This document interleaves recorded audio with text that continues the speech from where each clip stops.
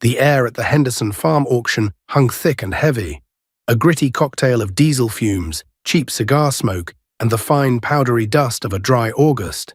It was 1972. The auctioneer, a fast-talking man named Slim Perkins, whose voice could cut through the roar of a tractor pull, was working the crowd like a preacher at a revival. Men in seed corn caps and sweat-stained work shirts stood with their arms crossed, faces hardened by the sun, occasionally lifting a finger or giving a sharp nod to signal a bid. Their wives sat in folding chairs under the shade of a massive oak, fanning themselves with sale bills and trading gossip in low murmurs. I was standing near the back, leaning against the rusty fender of my old Ford F-250, just watching. I wasn't there to buy, not really.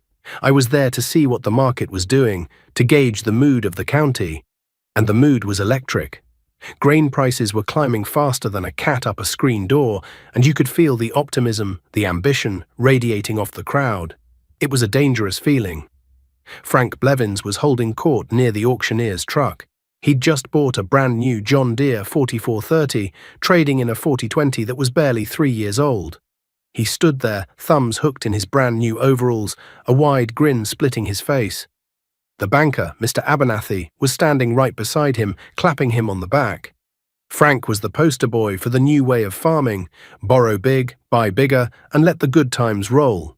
His farm, which bordered mine to the west, was a showcase of the latest and greatest. Gleaming green and yellow paint, air-conditioned cabs, and a debt load that would have given my father a heart attack.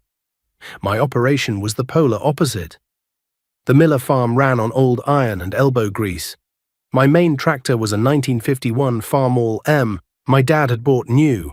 My planter was a John Deere 494 that had seen more seasons than I had. Nothing was shiny, everything was paid for. That was the first and last lesson my father ever taught me about money. If you can't write a check for it, son, you can't afford it.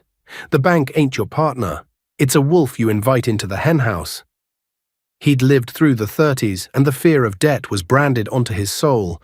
He'd passed that brand to me. Slim Perkins moved on from the household goods and the smaller implements, his voice rising in pitch as they got to the heavy equipment. "All right, boys, let's get serious. Next up, we got a real piece of history for ya." Two of the auction hands motioned toward the far end of the equipment line. Tucked behind a worn-out New Holland haybine was a hulking, rusted beast. It was a Caterpillar D6 bulldozer, an old one from the 50s, maybe earlier. It sat listing to one side, its tracks half sunk into the soft earth.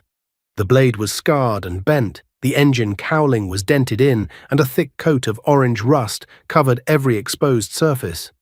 A greasy, dark stain ran down the side of the engine block, telling a story of a catastrophic failure. It hadn't moved under its own power in a decade or more. It was 10 tons of dead, forgotten iron. A ripple of laughter went through the crowd. Frank Blevins guffawed, turning to his buddies. "Look at that thing. Henderson should have just called the scrapyard." "What'll you give me for this classic piece of American steel?" Slim chanted, trying to work up some enthusiasm. "Who'll start the bidding at $500? $500 to get it going. It's worth that in scrap, boys." Silence. The only sound was the wind rustling the dry corn leaves in the field next to us. "Come on now, don't be shy. 400? Give me 400 for this yard ornament." More silence. Slim was starting to sweat. He looked around, his eyes pleading. "All right, $100. Who'll give me $100 to haul it away?" That's when I raised my hand. A low murmur went through the crowd. Heads turned. I could feel their eyes on me, a mixture of pity and amusement. Frank Blevins pointed a thick finger in my direction, a look of pure disbelief on his face. "Miller? What in the hell do you want with that hunk of junk?" Slim's eyes lit up. "I got 100 from Jack Miller. $100. Now who'll give 150? 150. Another man, a scrapper from the next town over, lifted a finger. 150. I got 150, now 200. I nodded. 200. 250. The scrapper shot back. I held up 3 fingers. 300. The scrapper squinted at the dozer, then at me. He was doing the math in his head. The cost to hire a lowboy trailer, the time to cut it up, the current price of scrap steel. He shook his head and waved his hand, backing out. 300 go in once, Slim yelled, his voice triumphant. Go in twice. Sold for $300 to Jack Miller. The gavel cracked like a rifle shot in the quiet afternoon. A wave of snickers and head-shaking followed. I ignored it, walking up to the clerk's table to pay my bill. As I counted out the $15, $20 bills, Frank Blevins sauntered over, his shadow falling across the table. "You finally lost your mind, Miller," he said, not unkindly, but with the condescending tone of a man who thinks he's doing you a favor by pointing out your foolishness. "That thing's got a thrown rod, at least. The undercarriage is shot. You'll spend $5,000 just to make it move. And for what? You could have put a down payment on a new case backhoe for that." I folded my receipt and tucked it into my shirt pocket. "It's my $300, Frank." "Yeah, and it's your funeral," he chuckled, turning to walk away. "Don't come crying to me when you can't get that thing to start." I just watched him go, rejoining his circle of admirers. They were the future, they thought. I was the past, a relic clinging to outdated ideas. But as I looked over at that 10-ton lump of rust, I didn't see junk. I saw potential. I saw the back 40 acres of my farm, a tangled mess of woods and swamp that my father had always called unfarmable. I saw a way to grow my operation, to add productive land, without signing my life away to Mr. Abernathy and his variable interest rates. I saw a challenge. Now, before I tell you how I got that 10-ton beast home and what it took to bring it back from the dead, I want to ask you something. Have you ever bought something everyone else called junk, knowing deep in your gut you could make it sing again? Let me know down in the comments what it was. A car, a tool, a piece of equipment. I'd love to hear your story. Because every farmer, every mechanic, every man who works with his hands has a story about a piece of scrap they brought back to life. This one is mine. Getting the D6 home was the first battle. It was one thing to buy it, another thing entirely to move a 10-ton paperweight. I called up old man Hemlock, who ran the only lowboy service in the county. His price was steep, but I didn't have a choice. He showed up the next morning, his ancient Mack truck belching black smoke, the long, flat trailer groaning behind it. He took one look at the Dozer sunk in the dirt and let out a low whistle. "She's a big girl, ain't she, Jack? And she looks heavier than a dead preacher." The first problem was the auction yard was soft ground. The second was that the Dozer's brakes were likely seized, its steering clutches frozen. We couldn't just pull it, we had to lift and drag. Hemlock had a big winch on the front of his truck, but the cable wasn't long enough to reach the Dozer from the solid ground of the laneway. My solution was in the bed of my Ford, 100 feet of 3/4-inch logging chain and a couple of heavy-duty snatch blocks. It was slow, brutal work. We'd hook a snatch block to a big oak tree, run the winch cable through it, and hook the chain to the Dozer's drawbar. The Mack's diesel engine would scream, the winch would whine under the strain, and the Dozer would move grudgingly 6 inches at a time. It fought us every step of the way, digging new ruts in the yard, groaning like an old man getting out of a chair. Frank Blevins drove by in his shiny new pickup, slowing down just long enough to watch us struggle in the mud and grease. He didn't offer to help. He just shook his head with that pitying smile and drove on. It took us 4 hours of sweat and swearing just to get the machine onto the lowboy. By the time we had it chained down, my knuckles were bloody and my back felt like it was on fire. When we finally rolled into my farmstead, my wife, Sarah, came out onto the porch, wiping her hands on her apron. She looked at the giant rusty machine dominating our yard and then looked at me, her face a mixture of concern and faith.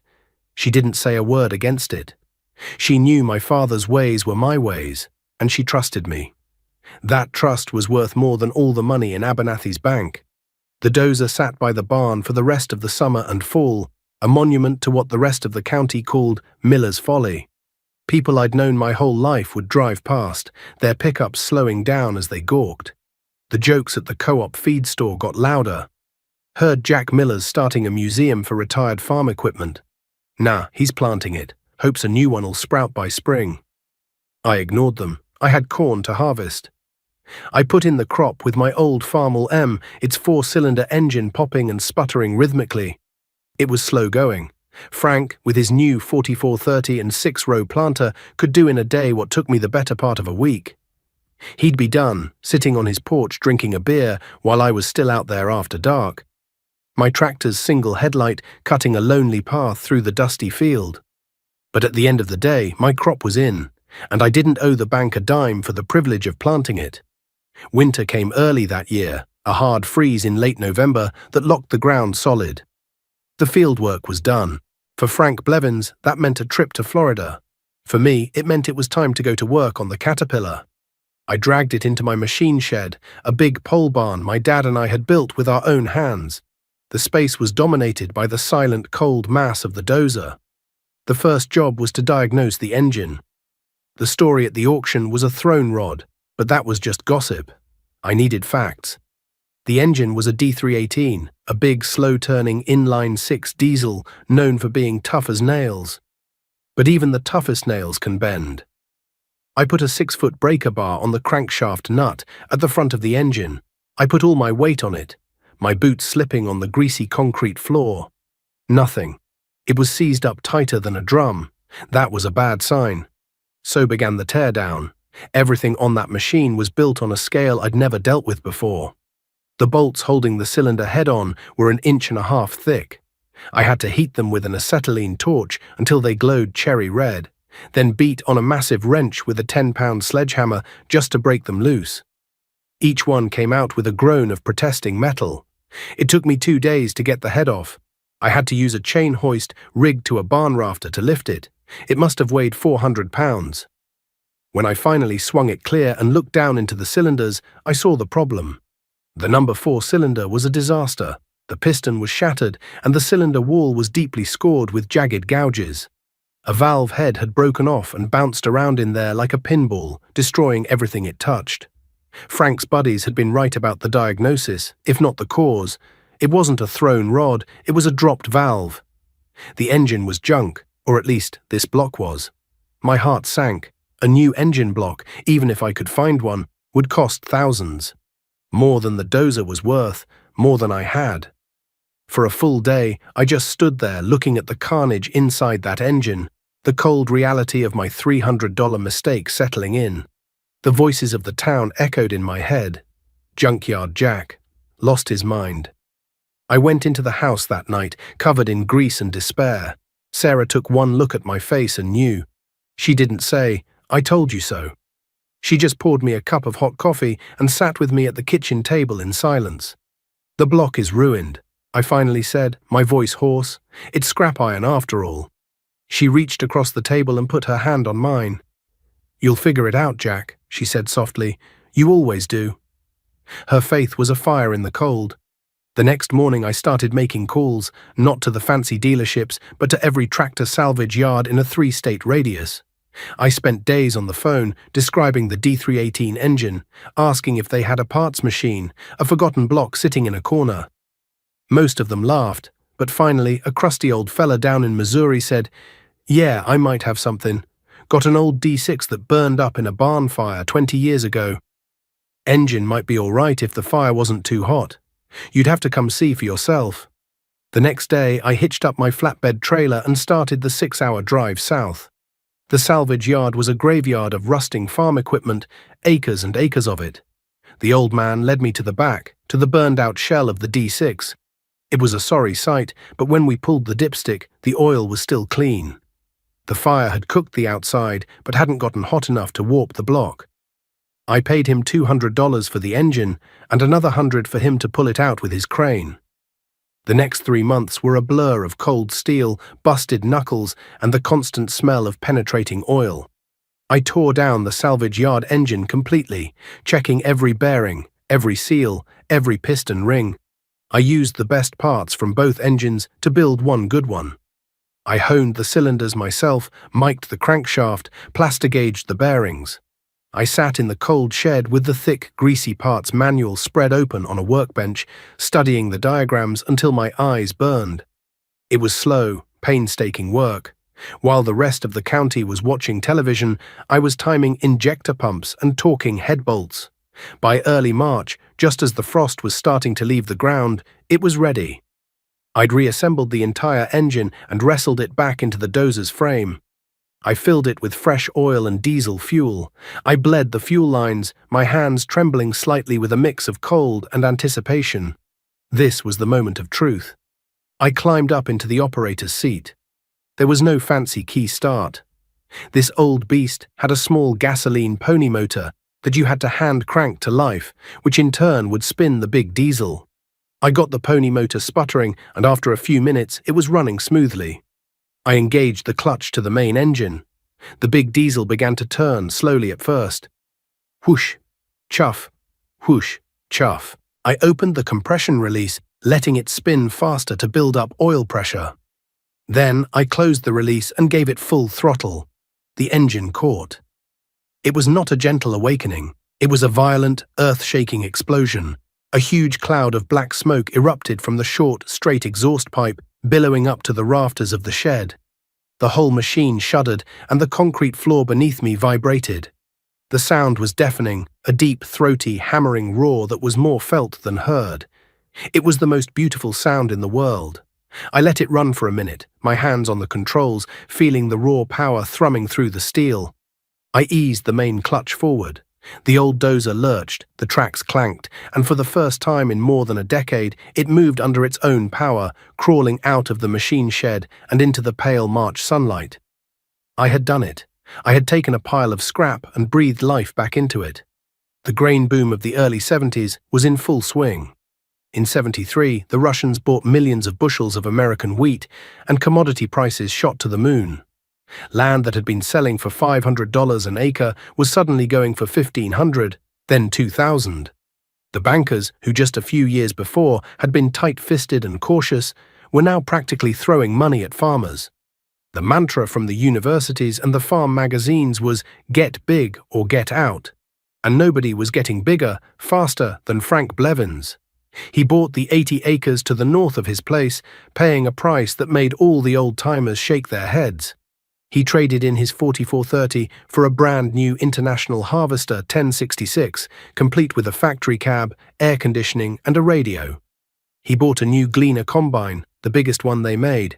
His farmstead looked like a dealership lot. Every time you saw him, he was in a new pickup truck, wearing a clean shirt. He was the picture of success, the embodiment of the new agricultural prosperity. He and his friends still looked at my operation and laughed. I was still running the old Farmall M.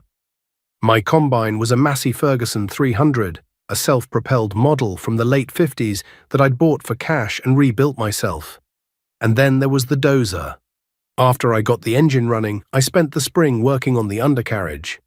I learned how to use a torch and an air arc gouger to cut out the old, worn pins and bushings in the tracks. A filthy, dangerous job that sent showers of molten steel across the floor. I pressed in new ones with a 50-ton hydraulic press I'd bought at another auction. By the time planting season was over, the D6 was no longer a liability. It was a tool. I took it to my back 40, that piece of ground everyone had written off.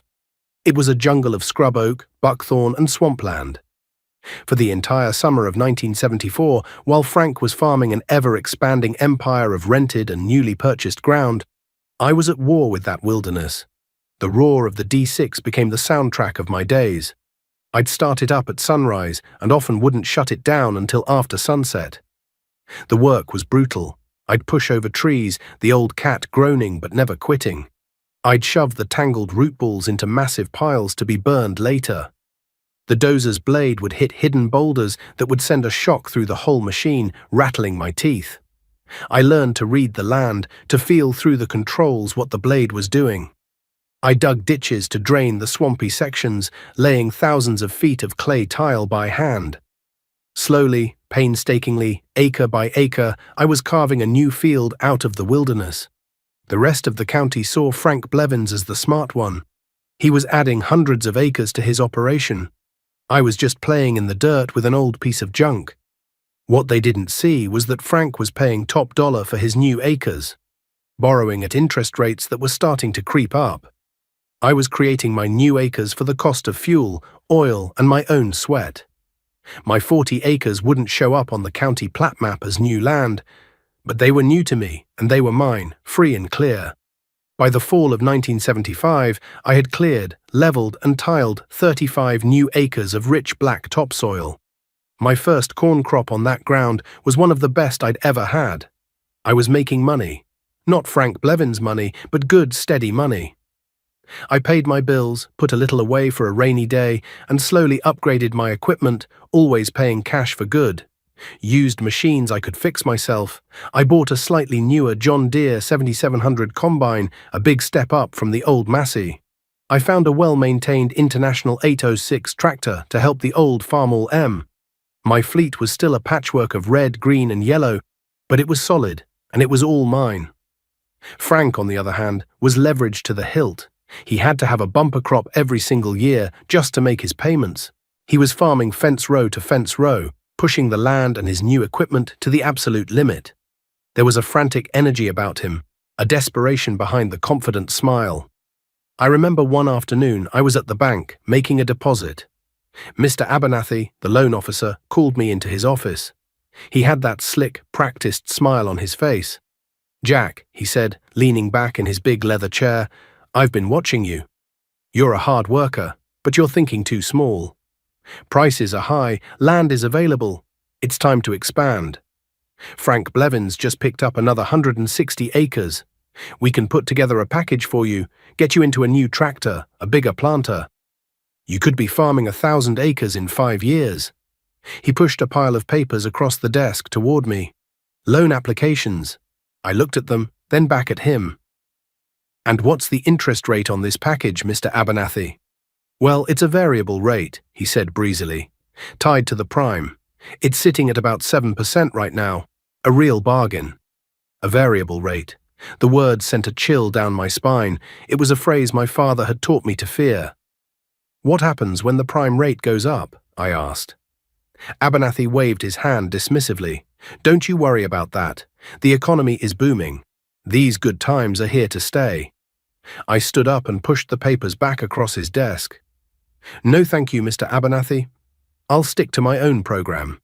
He looked at me with the same pity I saw in Frank's eyes. The look of a man who thinks he's talking to a fool who just doesn't understand the modern world. As I walked out of the bank, I felt a knot of unease in my stomach. Everyone thought these prices, this prosperity, would last forever. But I'd read a small article in the Farm Journal about inflation, about a man named Paul Volcker at the Federal Reserve who was talking about tightening the money supply. Out on the street, the sun was shining, farmers were driving new trucks, and the grain elevator was doing brisk business.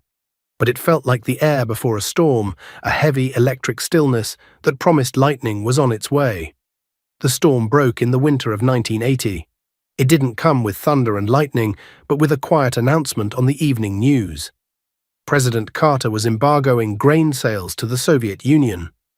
I was sitting in my armchair, tired after a long day of splitting firewood, and the words hit me like a physical blow. The Russians had been buying up our surplus for years, propping up the prices that had fueled the boom. Without them, the market would be flooded. By spring, the price of corn had fallen off a cliff. What was fetching nearly $4 a bushel the year before was now struggling to get $2. A knot of dread formed in the pit of my stomach, a cold, familiar feeling I remembered from my father's stories of the 30s. For me, it meant a tighter belt. For men like Frank Blevin's, it meant a catastrophe. His entire operation was built on the assumption of $4 corn. His loan payments to Mr. Abernathy were calculated on that rosy number. Then the sky turned against us. A dry spring gave way to a blistering summer. The rain simply stopped. Day after day, a merciless sun beat down from a hazy white sky. The corn in the fields, which should have been shoulder-high and dark green by July, was stunted and pale, the leaves rolling up tight like cigars to conserve what little moisture they had. The ground cracked open in patterns that looked like broken pottery. You could feel the heat shimmering off the blacktop roads, and the air was thick with the smell of dust and dying crops. The drought was hard on everyone, but it was hardest on the men who were farming the most land.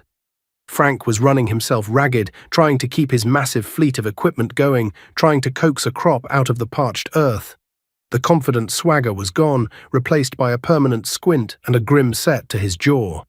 I'd see his lights on late into the night, the big international tractor crawling across a field, kicking up clouds of dust that hung in the still air like ghosts. The new, complex machinery began to show its own cracks under the strain. One afternoon in late August, as I was tinkering with the sickle bar on my old haybine, I saw Frank's new Gleaner combine stop dead in the middle of his soybean field. He was trying to get the beans off early before they shattered in their pods from the dryness. An hour later, the dealership service truck pulled in.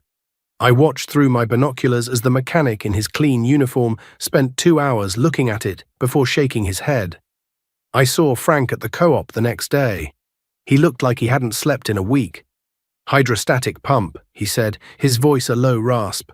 "Whole transmission is shot. Dealer wants $12,000 to replace it, and the part is on back order for 2 weeks." He kicked at a loose piece of gravel. 2 weeks. The beans will be on the ground by then. Every penny of profit gone. A few weeks later, it was his big International 1066. The turbocharger blew, sending a plume of blue smoke into the sky. Another expensive specialized repair, another week of downtime right in the heart of a difficult harvest. His state-of-the-art farm, the one everyone envied, was being paralyzed by failures he couldn't fix himself. The machines were too complicated, the parts too specialized. He was completely at the mercy of the dealership's schedule and the manufacturer's supply chain. My harvest was slow, the yields were poor, but my machines kept running. The old John Deere 7700 combine was simple enough that I knew every belt, every bearing by heart. When a drive chain snapped, I had a spare in my shop and was running again in an hour. The old Farmall M and the International 806 didn't have turbochargers to blow or computers to fail. They just ran, day in and day out, sipping fuel instead of guzzling it. The first real sign of Frank's crumbling empire came in the form of a "for sale" sign at the end of his lane.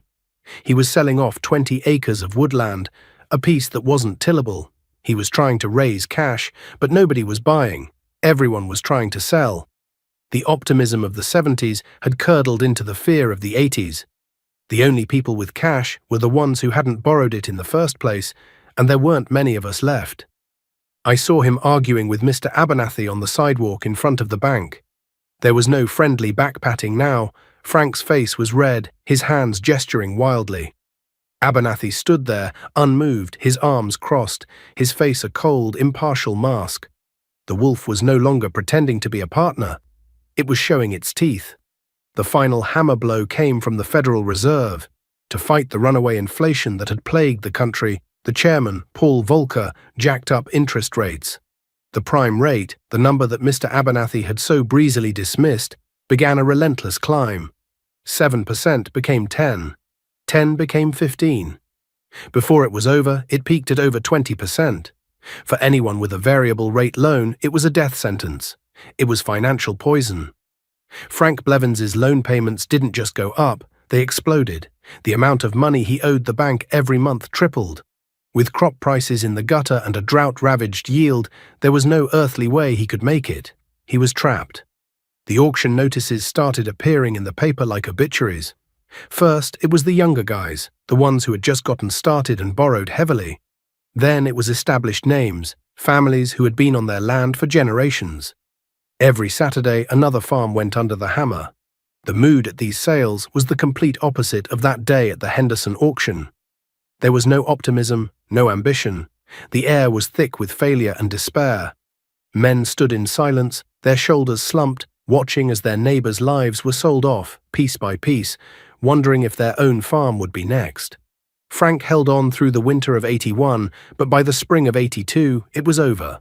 The notice for the Blevins auction ran on the front page of the county paper. Total liquidation, land, equipment, tools, household goods, everything. The bank was taking it all. The day of the sale was cold and grey, a fitting sky for a funeral. The whole county was there, but nobody was smiling. The rows of gleaming equipment, the massive 1066, the broken Gleaner combine, the fleet of brand-new wagons, looked like monuments in a graveyard. Frank stood off to the side with his wife, his face ashen. He looked 10 years older than he had a year ago. He had done everything the experts had told him to do. He had modernized. He had expanded. He had been aggressive.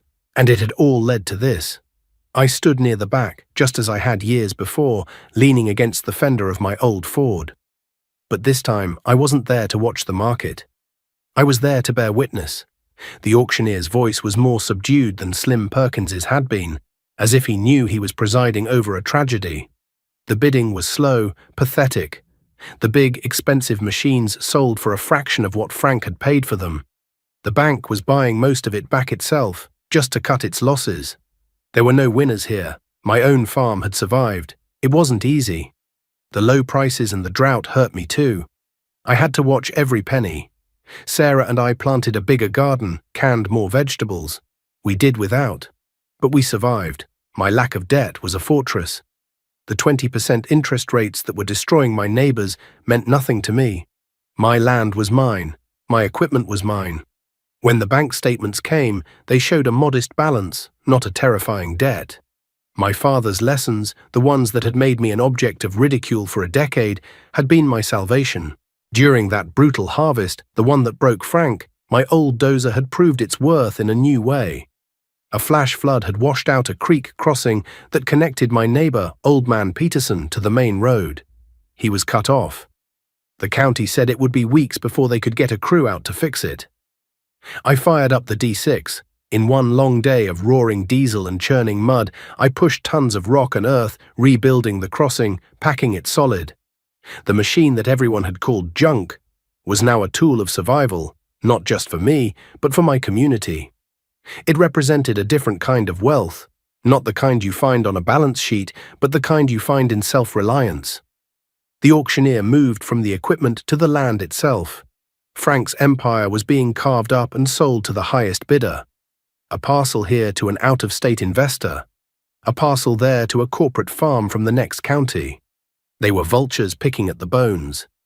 Finally, they came to the last piece, the home 80 acres. The original Blevins homestead where Frank's grandfather had built the barn that still stood. This was the heart of it all. The bidding started. The man from the bank was there, along with a lawyer representing an investment group from the city. They traded bids back and forth, their voices crisp and emotionless. They weren't buying a farm, they were acquiring an asset. I looked over at Frank. A single tear was tracing a path through the dust on his cheek. He was watching his family's history being erased. 28,000, the lawyer said coolly. 28.5, countered the banker. The auctioneer looked around. I have 28.5. Do I hear 29? Silence. It seemed the investors were done. 28,500 going once. That's when I raised my hand. I have 29,000 from Jack Miller, the auctioneer announced, his voice filled with surprise. Every head in the crowd turned to look at me. The banker and the lawyer both glared in my direction, annoyed by this local farmer interfering with their business. 30,000, the lawyer snapped. 31, I said, my voice steady.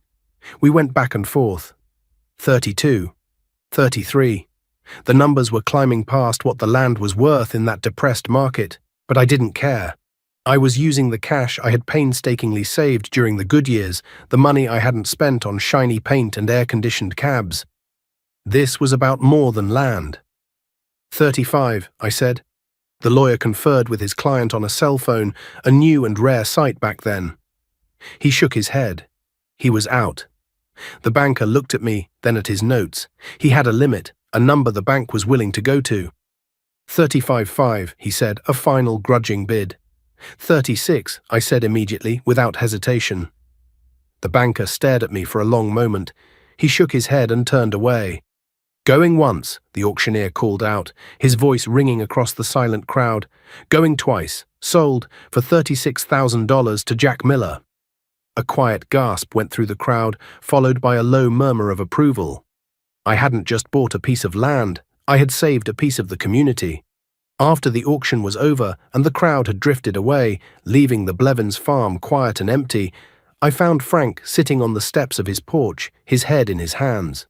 I walked up and sat down beside him. We sat in silence for a long time, watching the grey evening light settle over the fields. I don't know what to say, Jack, he finally mumbled, not looking at me. After all the times I laughed at you, your old tractors, that damn Dozer. You weren't laughing alone, Frank, I said quietly. Why'd you do it? He asked, his voice thick with emotion. Why'd you buy the home place? To rub my nose in it? I shook my head. No, I did it because a man's home place shouldn't be owned by a bank. or some faceless company in the city. It should be cared for. I pulled a piece of paper from my pocket. It was a simple rental agreement I had written out myself. I want you to stay, Frank. I want you to farm this 80. Rent it from me. The price is low, just enough to cover the taxes. You use my equipment if you need to. You get yourself back on your feet. He finally looked at me, his eyes wide with disbelief. You'd do that? I would, I said. And one more thing. This paper says that any time in the next 10 years, you have the option to buy this land back from me for exactly what I paid for it today. Not a penny more. He stared at the paper, then at me. The dam of his pride and grief finally broke. He buried his face in his hands and wept. Great shuddering sobs of a man who had lost everything and had just been handed an impossible sliver of hope. I put a hand on his shoulder and just sat there with him as the dusk settled around us. The years that followed were healing years. The farm crisis slowly receded. Prices stabilized, the rains returned, and the land began to breathe again. Frank Blevins never did buy the 80 acres back. He and his wife moved to town a few years later, where he got a job managing the co-op. He was good at it. He understood the numbers, and having seen the worst, he gave good, cautious advice to the young farmers who were just starting out. We became friends. A quiet, respectful friendship forged in the crucible of hard times. I eventually bought the rest of his original farm, paying him a fair price for the land the bank had seized and sold to me. My own farm grew, but it grew slowly, organically. I bought land when I could afford it, always with cash. My son David grew up and decided he wanted to farm with me. He had my father's hands and my quiet way of looking at the world. He understood the lessons before I even had to teach them. He saw the proof all around him, in the abandoned farmsteads and the resilient ones. One crisp autumn afternoon, years later, David and I were in the shop. He was a young man now, strong and capable. We were working on the old Caterpillar D6. The pony motor was getting hard to start, and we were rebuilding its carburetor. The Dozer was scarred and faded, its blade worn smooth from decades of work, but the big diesel engine was as strong as ever. You know, Dad, David said, carefully cleaning a tiny brass jet with a piece of wire. Some of the guys I went to school with, they give me a hard time. They ask why we still run this old stuff, why we don't have a brand new four-wheel drive tractor with GPS. I stopped what I was doing and looked at the massive ancient machine that filled our shop. I thought back to that auction day, the laughter of the crowd, the pity in Frank Blevins's eyes. I thought of the long, cold winter I spent bringing its dead engine back to life. I thought of the 35 acres of rich black soil it had clawed from the wilderness for me. Land that had cost me nothing but sweat and fuel. I thought of how its simple, brute strength represented everything that had allowed us to survive when the modern world failed. Son, I said, my voice softer than I intended, this Dozer, this farm, it's not about being the biggest or the fastest. It's about being solid. It's about building something on a foundation of rock, not sand. Debt is sand. It feels solid when times are good, but when the storm comes, it washes right out from under you. I pointed out the open shop door, across the yard to the fields that stretched to the horizon. Everything you see out there, we own. The land, the machines, the crops in the bin, it's ours. The bank doesn't own it. The government doesn't own it. We do. That's a freedom most people don't understand anymore. This old Dozer didn't just help us build a farm, it helped us build a life, a free one. David nodded slowly, a look of deep understanding in his eyes.